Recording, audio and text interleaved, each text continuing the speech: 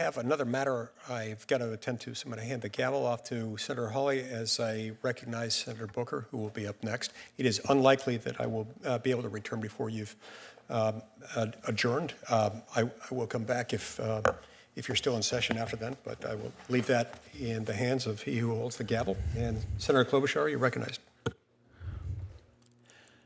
Before you leave, Senator Lee, can I clarify something earlier? Sure. And just to make sure I understood you and you understood me, when I suggested that we should have antitrust for the carriers, I mean just the small carriers, not with the big four. Okay, that makes sense. I'm saying that by that part. That made a lot of news. I'm saying the small carriers that represent the 20%. Gotcha. Could work together to be a force to compete with the big four, not across them. They don't need any more help. Yeah, I thought maybe you were setting yourself up for an acquisition or something. No. I apologize. Maybe I spoke too fast, but I just wanted to clarify. I was just saying, I think I'm just, again, looking for practical solutions to fix this situation. So. Okay, that makes sense. Thank you. Okay. Thank you. I want to thank Chairman Lee and Ranking Member Booker for this really important hearing. And I will say that with everything going on, that's a little bit of a euphemism today, the fact that we've had so many senators here and that they as leaders had so many senators here show how important this is to people. So our airport was once again named best in the country. Yeah, you're welcome. But we hosted more than 340,000 planes carrying 37 million passengers last year at Minneapolis St. Paul Airport, and of course, major hub.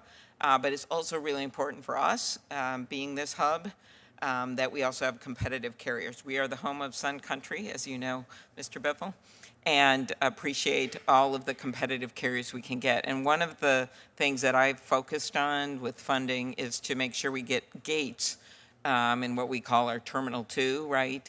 So that we have more infrastructure for competitive carriers, especially some of these big hub airports. Everyone's gravitating there, and it makes it more important than ever that we have competitive carriers. Could you talk about, I know you've been an advocate for this, but for just the infrastructure and the gates and how important that is in this marketplace of competition?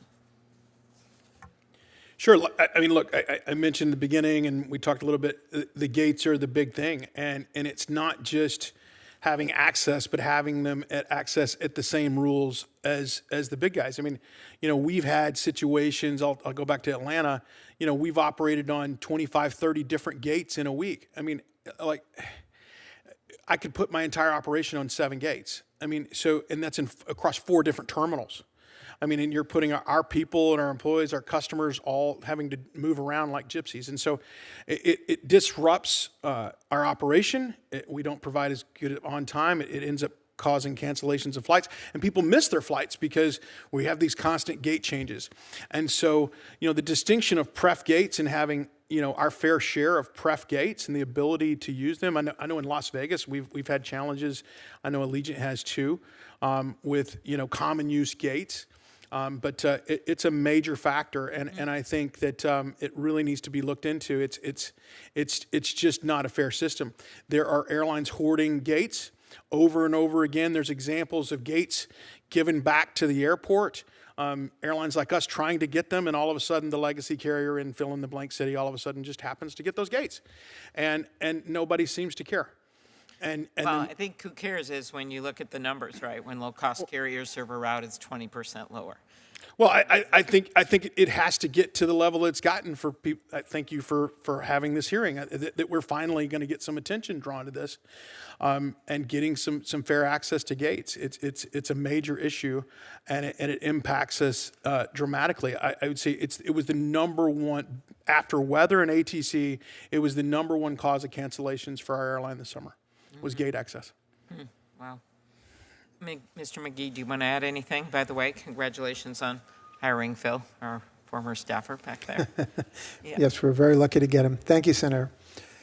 Yes, as I said earlier in my opening remarks, we praise Senator Hawley for co-sponsoring the Gate Competition Act. We think it's one of the single best pieces of airline competition legislation we've ever seen. But I think, we need to give some context too, and that is that a lot of times when you walk into an airport in the United States, you'll see a big sign saying, "We welcome to our customers let's be clear, we, the traveling public, are not the airport's customers. Airlines are their customers. And so if you have a situation like you have in Charlotte, where American Airlines controls 88% of all flight departures, it's hard to believe that the airport authorities are going to equally treat their customers when one of them is 9 out of 10 of all flights. And so this really speaks to the larger systemic problems that we've had with deregulation. We have a commercial aviation system that has the best of both worlds. When times are good, they make money and they keep it. And they use it for stock buybacks and they use it for executive compensation. And then when times are bad, they come right here and they ask all of us taxpayers to bail them out. And so we need to have a bigger discussion. We're talking about a lot of really important issues today. But we need to have a bigger discussion about the systemic problems with deregulation and ways of fixing aviation once and for all. Just one, I know Senator Booker asked some good questions about that passenger Bill of Rights and Yes. how we got that passed a while ago out of the Commerce Committee, and that was a while ago. And so that's why I think you see us working on some of these other issues like families sitting together. Could you comment on that one? Absolutely, and we are very grateful to you for all your work in this area. The bottom line is that it seems we can never gain any traction.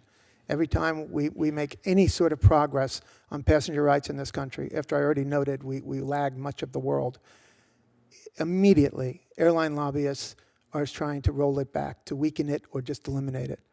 And we saw it with the Airlines for America 93-page comments that they filed a few weeks ago.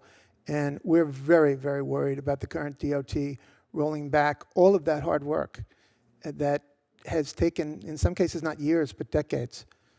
I mean, look, as soon as we got fee transparency become a regulation, Airlines for America and other big carriers immediately sued the DOT. Really think about that a moment. They're suing the DOT, spending God knows how many millions of dollars on that. To do what? To prevent all of us from knowing the full price of a product before we swipe our credit card and buy it. There's something wrong with the inherent system here. Thank you very much. Thank you. Senator Booker, great. 3 quick questions. Mr. Anderson, just really quickly, we talked a little